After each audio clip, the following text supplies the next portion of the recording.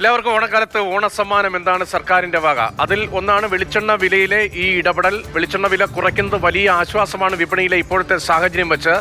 ഇനി ഓണക്കിറ്റ് എല്ലാവർക്കും കിട്ടുമോ എന്ന കൗതുകവും ആകാംക്ഷയും ഒക്കെ നേരത്തെ ഉണ്ടായിരുന്നുവെങ്കിൽ എല്ലാവർക്കും നൽകാൻ കഴിയുന്ന ധനസ്ഥിതിയിലല്ല സർക്കാർ എന്നത് പൊതുവിൽ എല്ലാവർക്കും അറിയുന്ന കാര്യമാണ്.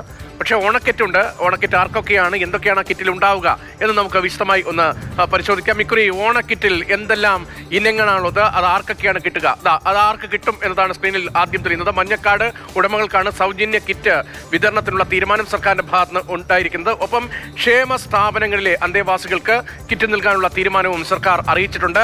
ഇനി ഈ കിറ്റിൽ എന്തൊക്കെയാണ് ഉള്ളത്, എത്ര പേർക്ക് കിട്ടുമെന്ന് പരിശോധിച്ചു കഴിഞ്ഞാൽ 5,92,657 കിറ്റുകൾ വിതരണം ചെയ്യാനാണ് ഇപ്പോൾ പട്ടിക തയ്യാറാക്കിയിരിക്കുന്നത്. ഈ മഞ്ഞക്കാട് ഉടമകളുടെയും ക്ഷേമ സ്ഥാപനങ്ങളിലെ അന്തേവാസികളുടെയും എണ്ണം കണക്കാക്കിക്കൊണ്ടാണ് 15 ഇനങ്ങളാണ് ഒരു കിറ്റിൽ ഉണ്ടാവുക എന്നാണ് ഇപ്പോൾ ഭക്ഷ്യവകുപ്പ് ഉൾപ്പെടെ വ്യക്തമാക്കുന്നത്. 710 രൂപ ചിലവ് വരുന്ന കിറ്റാണ് സൗജന്യമായി എത്തുന്നത്. ഈ കിറ്റിൽ തുണിസഞ്ചി ഉൾപ്പെടെ ആണ് ഈ 15 ഇനമായി, അതായത് 14 ഇനവും തുണിസഞ്ചി ഉൾപ്പെടെ 15 ഇനം, 1 കിലോ പഞ്ചസാര, 1/2 ലിറ്റർ വെളിച്ചെണ്ണ. ഇപ്പോൾ വെളിച്ചെണ്ണ വിലയുടെ സാഹചര്യത്തിൽ 1/2 ലിറ്റർ വെളിച്ചെണ്ണയൊക്കെ വലിയ ആശ്വാസം നൽകുന്ന കാര്യമാണ്.